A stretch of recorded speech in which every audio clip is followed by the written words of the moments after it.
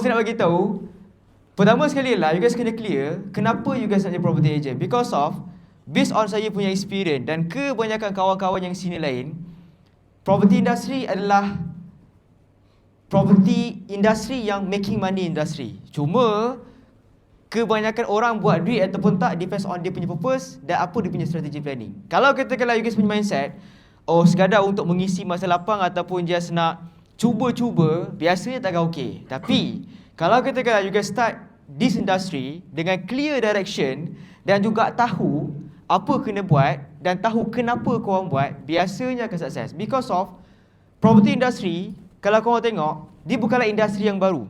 Betul? Kawan-kawan Chinese, dia orang dah explore industri ni lama lah. Kita je baru lately ni, betul tak? Tapi dia orang start daripada jadi property agent.